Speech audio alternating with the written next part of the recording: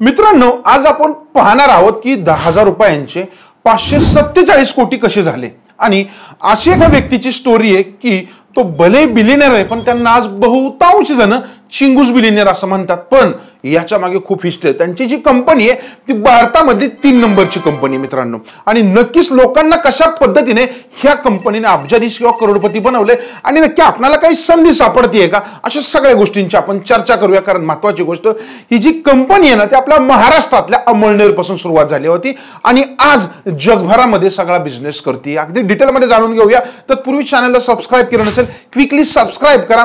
तसेच description box मध्ये आम्ही आमचे काही कम्युनिटी लिंक असतील किंवा आपला टेलिग्रामची लिंक आहे ते दिले, ते पण जॉइन करा, जेणेकरून आमचे नवनवीन वेबिनार असतील ते तुम्हाला फ्री मध्ये जॉइन करता येतील।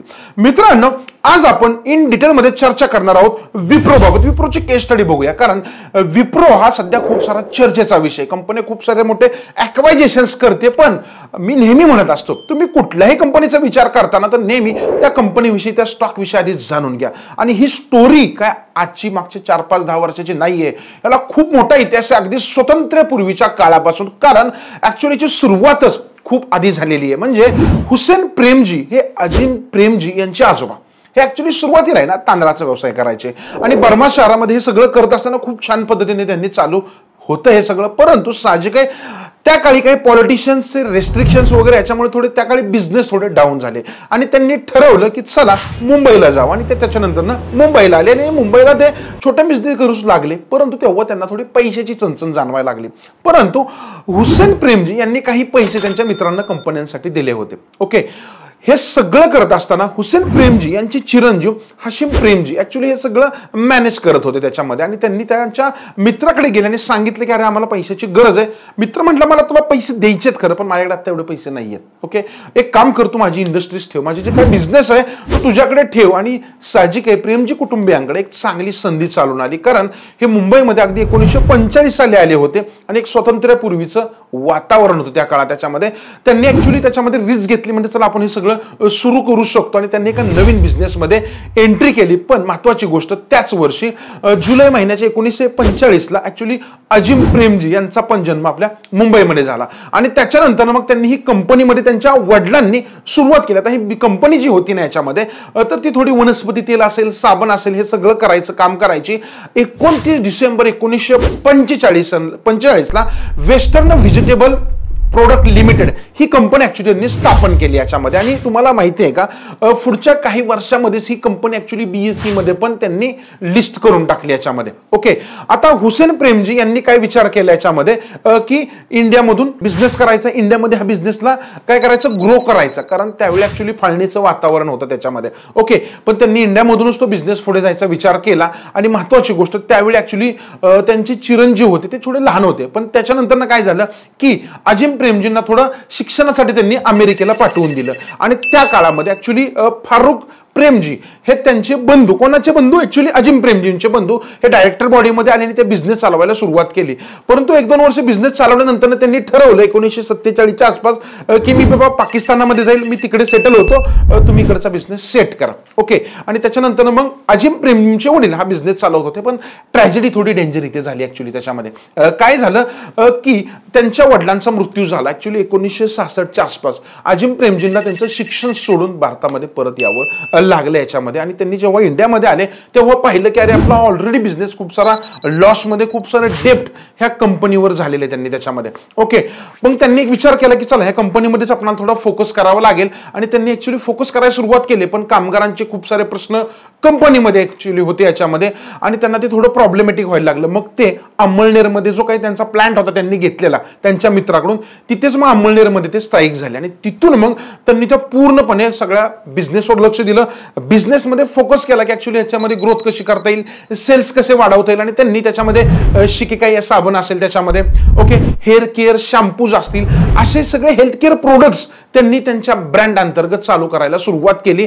प्लस काही बेकरीचे फॅक्ट्स पण ऍक्च्युअली ते बनवत होते आणि बेकरी इंडस्ट्रीला प्रोव्हाइड करत असते। आणि याच्यामुळे काय झालं, बिझनेस थोडा चांगला मोमेंटम पकडला, कारण ते कामगारांच्या मध्ये मिक्स झाले याच्यामध्ये। परंतु हे सगळं करत असताना ऍक्च्युअली त्याच्यामध्ये त्यांना काही इतर प्रॉब्लेम्स पण फेस करायला सुरुवात झाली याच्यामध्ये। आणि तो काळ असा होता की थोडा एक ट्रान्झिशनचा काळ होता याच्यामध्ये।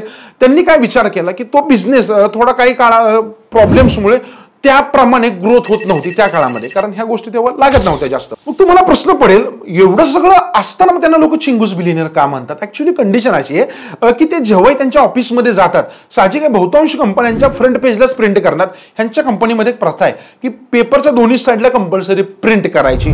ऑफिसमध्ये नॉर्मली जरी लाईट चालू असतील तरी स्वतः तिथे बंद करतात, आणि म्हणजे कंपनीच्या छोट्या मोठ्या गोष्टींवर त्यांचं लक्ष असतं. त्यामुळे लोक त्यांना ऍक्च्युली चिंगूस बिलियनर म्हणतात, पण त्यात काही जास्त तथ्य नाही वाटत. कारण ह्या व्यक्तीने एवढं डोनेशन केलंय, इंडियन बिल गेट्स असं पण त्यांना बोललं जातं की इंडियामधले सगळ्यात असा मोठा बिझनेस म्हणे की एवढ्या मोठ्या प्रमाणामध्ये त्यांनी डोनेशन केलं. ऍक्च्युली फोर्ब्सने पण त्यांची दखल घेतलेली आणि फोर्ब्सच्या 100 लोकांची यादीमध्ये यांचं पण स्थान आहे मित्रांनो. आणि एवढी पोचपावती तर मला वाटते सफिशियंट आहे अशा एका बिझनेसमनसाठी ज्याने एवढं मोठं सगळं एम्पायर केलंय. आणि चिंगूस बिलियनर लोक म्हणत असतील, पण हे नक्कीच चिंगूस नाहीच आहे. पण आधी जाणून घेऊया की नक्की काय. आणि महत्वाची गोष्ट, मी तुम्हाला व्हिडिओच्या शेवटी एक स्पेशल गिफ्ट पण प्रत्येकाला देणार आहे, आणि इतकी छान असेल एक स्पेशल कोर्स असणार आहे तुमच्यासाठी, पण सगळी माहिती जाणून घ्यायच्यामध्ये. ओके, मग त्यांनी विचार केला की भारतामध्ये थोडं आयटीचं वातावरण होत होतं त्याच्यामध्ये. ओके, कारण झालं काय होतं की Morarji Desai actually prime minister झाले, आणि हे प्राईम मिनिस्टर 1977च्या आसपास झाले. त्यांनी काय केलं, थोडं परकीय कंपन्या होत्या जे एफडीआय थ्रू इंडियामध्ये आल्या होत्या, त्यांच्यावर थोडे रेस्ट्रिक्शन लावले. आणि त्याच्यामुळे झालं काय ऍक्च्युली मेन की IBM सारख्या कंपन्या भारतामधून निघून गेल्या. परंतु अजिम प्रेमजींनी काहीतरी हेरलं. त्यांना वाटलं की अरे आपण ह्या बिझनेसमध्ये, आयटी मध्ये, हार्डवेअर क्षेत्रामध्ये काहीतरी वेगळं करू शकतो याच्यामध्ये. ओके, आणि मग अजिम प्रेमजींनी ऍक्च्युली आयटी सेक्टरमध्ये एंट्री केली. पण साहजिक तेव्हा टेक्नॉलॉजी नव्हती, माहिती नव्हती. त्यांनी काय केलं, एक स्मार्ट डील केली. अमेरिकेतली कंपनी होती computer corporation, okay, Sentinel computer corporation, याच्याबरोबर त्यांनी टायअप केलं आणि मिनी कम्प्युटर प्रोडक्शनची सुरुवात करून टाकली याच्यामध्ये. आणि ही एक सुरुवात होती विप्रोच्या नवीन कार्यकाळाची. विप्रोची जगावर जी राज्य करते त्याच्यावर त्यांनी सुरुवात केली होती याच्यामध्ये. आता साहजिक आहे विप्रो नाव कसं पडलं, तर वेस्टर्न इंडिया प्रोडक्शन लिमिटेड हा त्या कंपनीचं नाव होतं, त्याचा शॉर्ट फॉर्म होता विप्रो, आणि आज आपण ते पाहत असतो याच्यामध्ये. ओके, परंतु आता ही कंपनी चालवणं एवढं काही सोपी गोष्ट नव्हती. त्यांनी काय केलं ऍक्च्युली, त्यांनी ओळखलं की कंपनी चालवायची असेल तर थोडे आपल्याला हुशार लोक पाहिजे त्याच्यामध्ये. मग त्यांनी काय केलं, इंडियन इन्स्टिट्यूट ऑफ सायन्स मधून KG राव हे तिथे एक प्रोफेसर होते, त्यांना ऍक्च्युली कंपनीचं एक ऍडवायझर म्हणून त्यांनी नियुक्त केलं. आणि त्यांनी जेव्हा या कंपनीचं ऍडवायझर म्हणून त्यांनी नियुक्त केलं आणि कंपनीचं बँगलोरमध्ये ऍक्च्युली त्यांनी काय केली, सुरुवात केली. आणि मग तिथून कंपनीने एक रॅम्पअप पकडलं. तुम्हाला माहिती आहे की 1999 साली कंपनी न्यूयॉर्क स्टॉक एक्सचेंजला पण त्यांनी ऍक्च्युली काय केली आहे, रजिस्टर केलेली. आणि मित्रांनो हे अशा पद्धतीने ऍक्च्युली त्यांनी सुरुवात केली होती. आता महत्वाची गोष्ट काय झाली, ही कंपनी सुरुवात झाली, पण लक्षात ठेवा आता ऍक्च्युली ह्या गेमला सुरुवात झाली इथून. कारण ऍक्च्युली ओपन मार्केटमध्ये आले आणि तुम्हाला कळेल की अरे हे 547 कोटी कसे झाले याच्यामध्ये, कारण त्याच्या मागची हिस्ट्री आता इथून सुरू होतीये. 2002 साली विप्रो ही पहिली सॉफ्टवेअर कंपनी होती जी इंडियामध्ये सर्व्हिस प्रोव्हाइड करत होती सॉफ्टवेअर रिलेटेड. आता त्याच्यानंतर काय केलं की 2004 साली ह्या कंपनीने ना दुसरी आयटी कंपनी स्थापन केली, आणि त्याच्यामधून त्यांनी आयटीचा बिलियन डॉलर्समध्ये ऍक्च्युली रेव्हेन्यू जनरेट करायला सुरुवात केली. आता कंपनीला माहित होतं की जर पुढे जायचंय तर आपल्याला महत्वाचे ॲक्वायझेशन्स केले पाहिजेत, आणि अजिम प्रेमजींनी शार्पली हेरलं. 2008 साली कंपनीने खूप स्मार्ट मूव्ह केला याच्यामध्ये. क्लीन एनर्जी बिझनेस, ओके, हे एक इको एनर्जी बिझनेस होता, ते ऍक्च्युली विप्रोने टेक ओव्हर केला. ते केल्यानंतर थांबलेत का, अजिबात नाहीये. 2012 साली त्यांनी स्पून ऑफ, ओके, आणि हे एक नॉन आयटी प्रोडक्ट बनवणारी कंपनी होती, ओके, ती पण विप्रोच्या ब्रँड अंतर्गत त्यांनी घेऊन आले. आता महत्वाची गोष्ट याच्यामध्ये अशी आहे की हे सगळं करतायत हे, ओके, पण हे करत असताना त्यांनी वेगवेगळे काय केलं की ॲक्वायझेशन करत गेले. त्याच्याबरोबर हायड्रॉलिक असेल, वॉटर ट्रीटमेंट असेल, बल्ब्स असतील, इलेक्ट्रिकल इक्विपमेंट असतील, याच्यामध्ये कंपनीने सगळा विस्तार करायला सुरुवात केली. ओके, पण हे सगळं करत असताना ऍक्च्युली आयटी क्षेत्रातली त्यांची जी काही हिस्सेदारी होती ती टोटल बिझनेसच्या कम्पेअर करता मजबूतच राहिली. परंतु आता विप्रोमध्ये ह्या 2-3 प्रकारच्या विविध बिझनेस त्यांनी अक्वायर केले होते. पण तुम्हाला माहिती आहे का, अजिम प्रेमजी यांनी एक अजिम प्रेमजी नावाने फाउंडेशन स्थापन केलं, आणि सगळ्यात महत्वाची गोष्ट म्हणजे भारतामधल्या कित्येक गव्हर्नमेंट स्कूलला, गरीब लोकांना हे खूप मोठ्या प्रमाणामध्ये डोनेशन करतात. आतापर्यंत जवळपास त्यांनी $21 बिलियन डोनेट केलेत, नॉट अ जोक. आणि महत्वाची गोष्ट, विप्रोचं जे काही टोटल व्हॅल्युएशन आहे ना त्याच्या 70 ते 80% नेटवर त्यांनी फक्त डोनेट केलेली आहे. विचार करा, अशा व्यक्ती तुम्हाला अगदी रेअर भारतामध्ये दिसतील.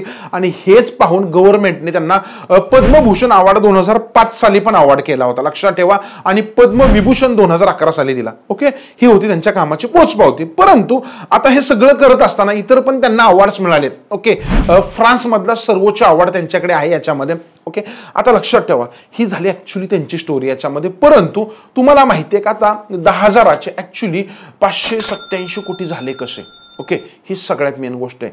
तर तुम्हाला प्रश्न पडेल, अरे एवढं होऊ शकतं का? सिंपल विचार करा, प्रत्येकाला नाहीच वाटणार आहे. पण लक्षात ठेवा, कंपनीचा तुम्ही जर समजा 100 शेअर ऍक्च्युली त्यांचे 1980 साली घेतले असते, तर कंपनीने आतापर्यंत 13 वेळा बोनस शेअर दिलेले आहेत.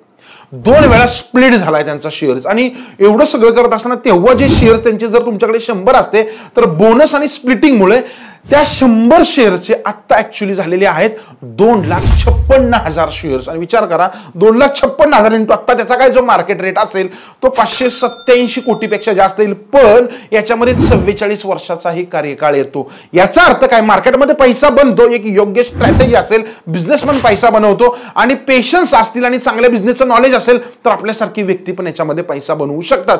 पण आता एवढंच थांबणार आहे की नाहीये. ऍक्च्युली त्यांनी खूप महत्वाचे स्मार्ट डील पुढे करतायत. आता जवळपास 500 मिलियनचं डील त्यांनी केलं ॲपेरियोला टेक ओव्हर करण्यासाठी 2016 साली. त्याच्यानंतर त्यांनी कॅप्को नावाची कंपनी 1.45 बिलियन डॉलरला 2021 साली त्यांनी काय केली, टेक ओव्हर केली. त्याच्यामध्ये सॅप कन्सल्टिंग फर्म त्यांनी ऍक्च्युली 540 मिलियनला 2022 साली त्यांनी हे केलं. आता हे का केलं? जेव्हा एखादा बिझनेस मोठ्या लेवलला जातो तेव्हा गरजेचं असतं. पण त्यांची आता नेक्स्ट जनरेशन पण याच्यामध्ये उतरलेली आहे. राशीद आणि तारेक ही त्यांचे 2 चिरंजीव आहेत. ऍक्च्युली हे दोघे पण या बिझनेसमध्ये उतरलेले आहेत. आणि राशीद हा ऍक्च्युली सध्याच्या कंडिशनला चीफ स्ट्रॅटेजी ऑफिसर आहे ह्या आयटी बिझनेसमध्ये. आणि त्यांनी ऍक्च्युली नवनवीन गोष्टी करतायत, बाहेरचे काही सीईओज अपॉइंट केले, आणि आता ही कंपनी ह्या लेवलला. आता मी तुम्हाला हे का सांगतोय, तर ह्या कंपनीचे कॉम्पिटिटर आहेत TCS, इन्फोसिस, SCL असेल, टेक महिंद्रा असेल, हे टफ फाईट आहेत. पण विप्रो ऑल ओव्हर इंडियामध्येच नाही, ऑल ओव्हर वर्ल्ड मध्ये बिझनेस करतोय. आणि आजचं मार्केट कॅप 2,95,000 कोटींच्या पुढे. महत्वाची गोष्ट आहे, कंपनीचा ROE तो आहे जवळपास 14.3%, ROCA त्याचा 16.9%. कंपनीवर डेप्ट 16,000 कोटींच्या आसपास आहे, कारण कंपनी एक्सपांड करते. PE रेशो 25.2चा. पण लक्षात ठेवा, विप्रोच्या अंतर्गत त्यांचा विप्रो एंटरप्राइज नावाने इतर पण बिझनेस आहे, ज्याच्यामध्ये इतर छोटे मोठे कॉस्मेटिक्स असतील. ओके, इतर छोटे मोठे बिझनेसेस पण त्यांनी केलेले आहेत. म्हणजे भविष्यामध्ये लक्षात ठेवा, अजून पण ते बिझनेस विप्रो मधून बाहेरच्या साईडला नाहीत गेलेले. लक्षात ठेवा, जेव्हा हे डिमर्ज होतील, कारण त्या बिझनेसची 10% हिस्सेदारी टोटल विप्रोच्या बिझनेसमध्ये येते. म्हणजे एक ऍडिशनल स्कोप आपल्याला ह्या बिझनेसमध्ये राहतो. आमचं सांगायचं काम होतं की कशा पद्धतीने विप्रोमध्ये आम्हाला काय काय दिसतंय, काय फंडामेंटल्स आहेत. तुम्ही विप्रोचा चार्ट जर स्क्रीनवर बघितला ना, तुम्हाला दिसेल की आजपर्यंत काय कन्सिस्टंटली त्या कंपनीने लोकांना रिटर्न जनरेट करून दिलेत. आता का दिलेत ह्याचं उत्तर मी तुम्हाला याच्याने दिलं. तुम्हाला काय वाटतं, विप्रो सारखे असे किती स्टॉक्स तुमच्या पोर्टफोलिओमध्ये आहेत? आणि तुम्हाला पण अशी चांगल्या कंपन्यांची माहिती हवी असेल तर एक सिंपल काम करायचंय, डिस्क्रिप्शन बॉक्समध्ये तुम्हाला मी अपस्टॉकची एक डीमॅट ओपनिंगची लिंक दिलेली आहे. त्या लिंकवर जाऊन तुमचं डीमॅट ओपन केलं, तुम्ही डीमॅट ओपन करताय. पण एक गोष्ट लक्षात ठेवा, तुम्ही जेव्हा त्या लिंकवर क्लिक कराल, तुमचं नाव आणि मोबाईल नंबर टाकाल, तत्पूर्वी एकदा भरल्यानंतर पहिली स्टेप तुमच्या टीमशी एकदा कन्फर्म करा की तुमची लीड आमच्याकडे आली आहे का, आणि त्याच्यानंतरच पुढे जावा. कारण बऱ्याच वेळेला प्रॉब्लेम्स येतात, त्यापेक्षा आम्हालाही समजेल आणि आम्ही तुमची प्रोसेस फास्टमध्ये करून देऊ शकतो. तर पहिल्या 100 जणांना आम्ही आमचा एक special course share market success मंत्र हा अगदी फ्रीमध्ये आणि गिफ्ट म्हणून देतोय. तर आजच खाली दिलेल्या लिंकवर जावा आणि तुमचं डीमॅट अकाउंट ओपन करा आणि आमच्याशी कनेक्टेड राहा. डीमॅट अकाउंट का ओपन करायचं, तर अशी नवनवीन माहिती, नवनवीन केस स्टडीज आम्ही तुमच्यापर्यंत सदैव घेऊन येत राहणार आहोत, जेणेकरून विप्रो सारखे अजून पण काही प्लेयर्स मार्केटमध्ये असतील त्यांच्याविषयी समजायला सुरुवात होईल. आणि विप्रोमध्ये पण भविष्यात काही स्कोप दिसतोय का ते जरा प्लीज कमेंट करून सांगा. 587 कोटी आज असतील, पुढच्या 10-20 वर्षानंतर ते कुठपर्यंत जाऊ शकतं, काही गेस करू शकता सिम्पली, आणि कमेंट करून सांगा. आणि यासारखे अजून व्हिडिओज हवे असतील तर तुमची स्पेशल कमेंट करा, कसा वाटला व्हिडिओ, आणि जास्तीत जास्त लोकांपर्यंत शेअर करून आम्हाला सपोर्ट करायला विसरू नका. धन्यवाद.